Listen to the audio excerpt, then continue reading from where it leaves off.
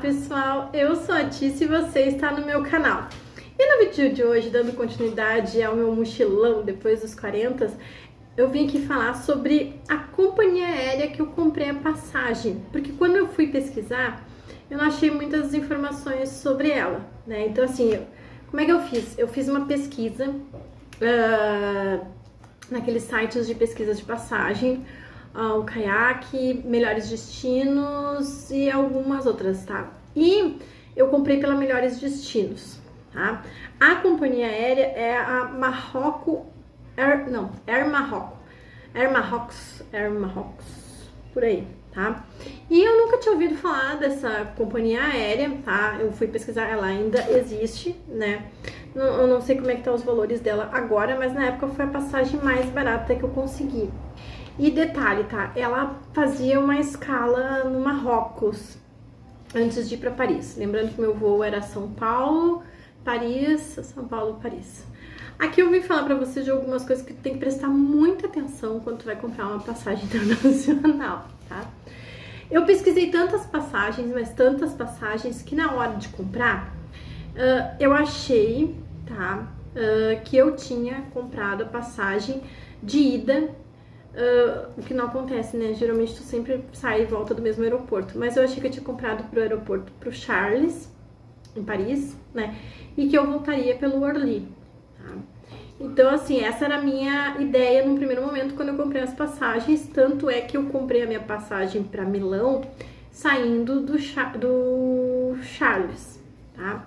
Então, assim, algumas dicas. Presta bem atenção quando você vai comprar passagem. Quando comprar passagem, não esqueça de verificar a questão do seguro viagem, o que é muito, muito importante, né? Então, assim, verifica de onde tá saindo, aonde tá chegando, qual o tempo de escala, porque eu vou explicar pra vocês por quê, né? O tempo de escala é muito importante. E aonde tu vai descer e como é que tu vai te movimentar lá. O meu voo era para ter saído aqui num domingo, tá? Às 11 horas da noite, de São Paulo, tá? E então, como era a minha primeira vez com viagem internacional, eu sempre soube que a gente tinha que chegar com muita antecedência no aeroporto.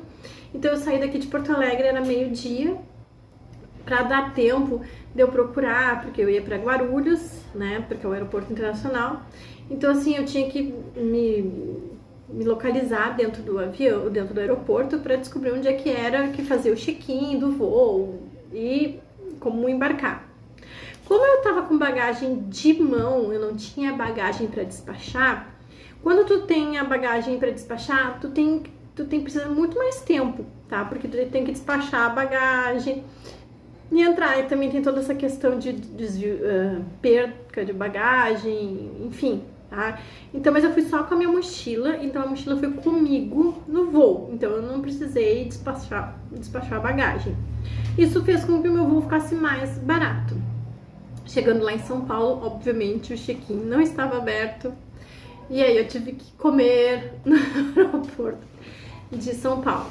Voos internacionais, tá? Tu não pode levar nada aberto e líquidos só até 100 ml, tá? Não sei se mudou alguma coisa agora, mas acredito que não tenha mudado. E eles têm que ser transparentes, tá? Tu coloca num saquinho lá pra poder embarcar. Isso, todos os voos, tá? Independente, voos internacionais, tá? Então eu cheguei lá no aeroporto de Guarulhos, que é enorme aquele aeroporto, né? E fiquei lá fazendo tempo. Então eu já tava cansada porque eu não tinha dormido direito na noite anterior ao voo, porque eu tava nervosa. E aí fiquei perambulando lá pelo aeroporto. Quando começou o check-in, tá? Que eu fui descobrir, foi quando eu descobri que eu não ia pro aeroporto Charles, que eu ia pro Orly.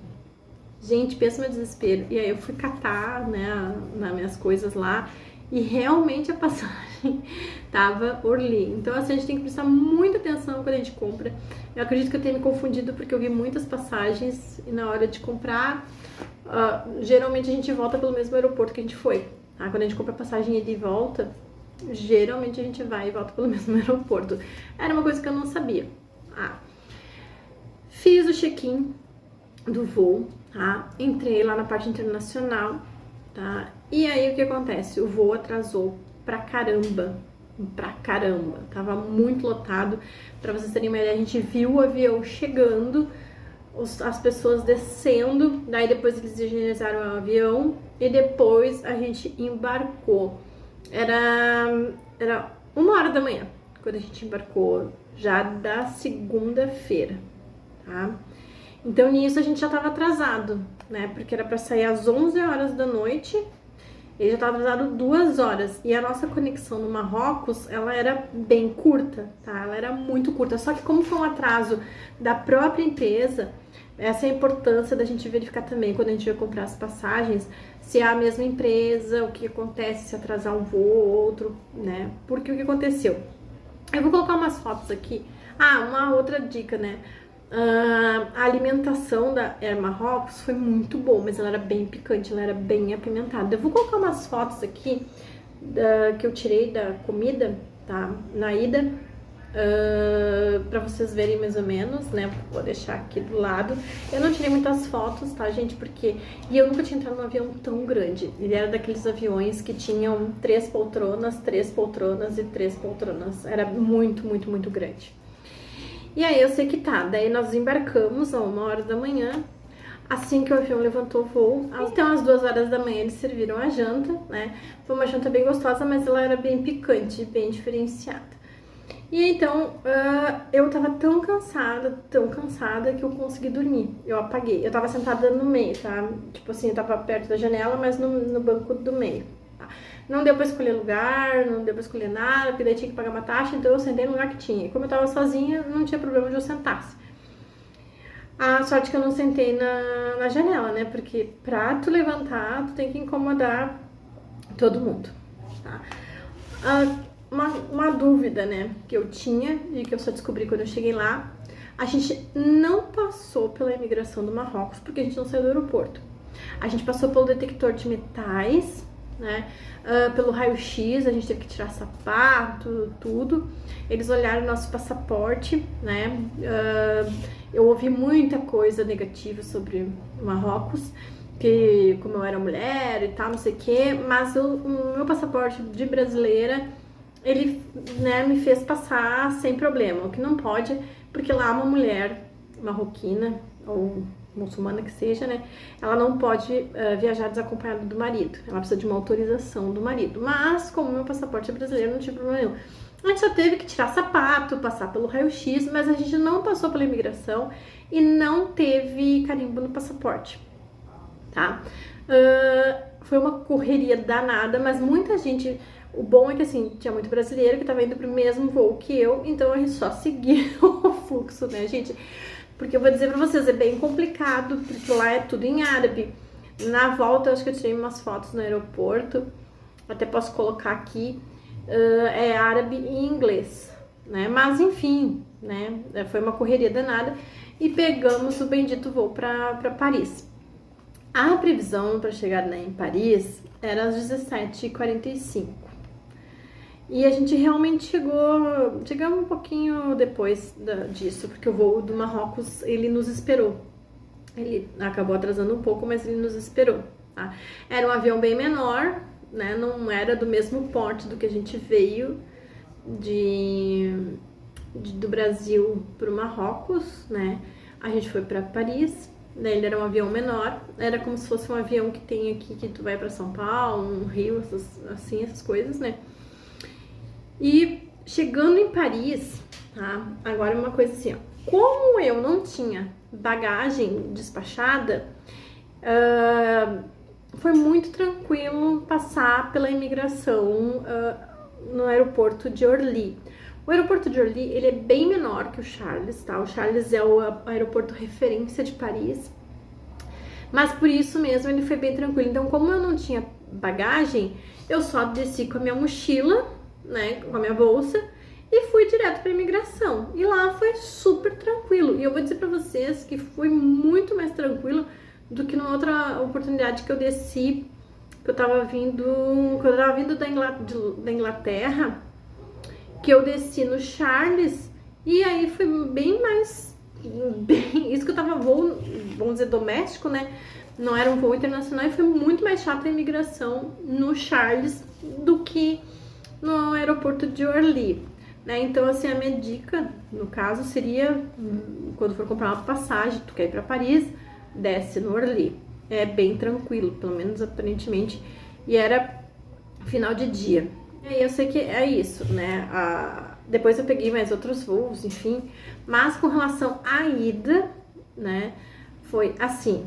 E depois, lá dentro, quando eu cheguei no aeroporto de Orly, foi onde eu entrei em desespero. Porque daí eu fiquei pensando, porque eu tinha alugado um quarto próximo ao aeroporto Charles. Porque no dia seguinte eu pegaria um avião para Milão, tá? E aí, gente, isso foi, nossa, é uma cagada muito grande minha, mas enfim. O que eu fiz, tá? Eu cheguei no aeroporto, né, e eu pensei, tá, agora, né, o que eu faço? Fui ver um Uber, né, um Uber pra ir até o hotel.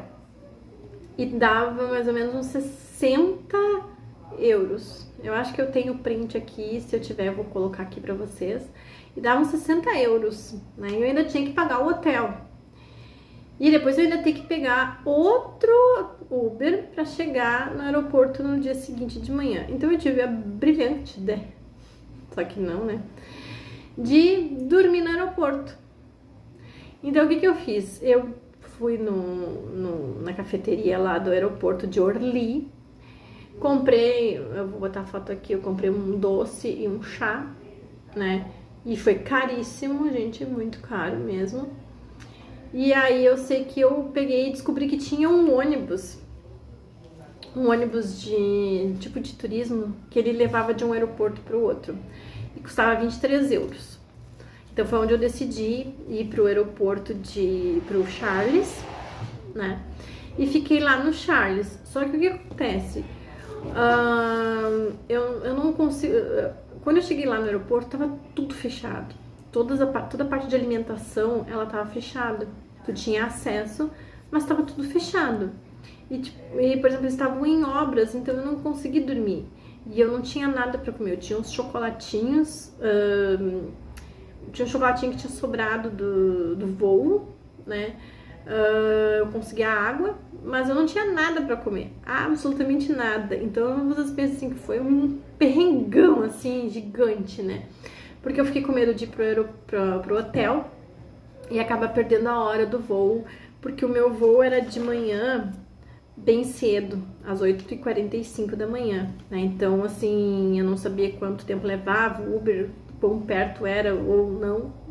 Então, eu optei por ficar no próprio aeroporto. Gente, eu vou dizer uma coisa pra vocês. Pensa numa pessoa cansada. Eu vou botar uma foto aqui do primeiro café da manhã que eu tomei, que daí quando eu entrei para embarcar para Milão, aí eu tive acesso lá ao aeroporto e já tinha locais abertos para comer. Foi o primeiro croissant francês que eu comi com chocolate quente. É nessa foto assim, vocês vão ver a minha cara. Eu tava cansada pra caramba. Mas... mais croissant de Paris.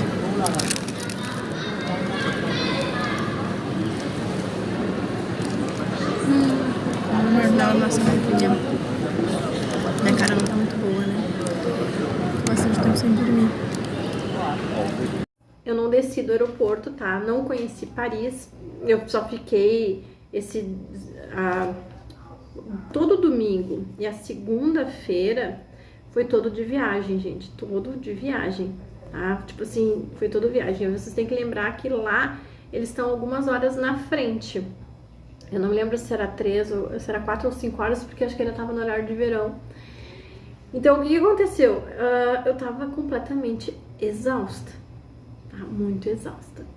E aí, eu só sei que eu tomei esse café da manhã maravilhoso lá e fui pegar o meu voo pra Milão.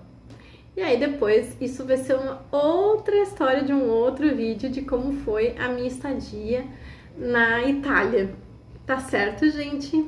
Eu espero que vocês tenham gostado desse vídeo. Se você gostou, não deixe de comentar, curtir, compartilhar. Um beijo, até a próxima, tchau!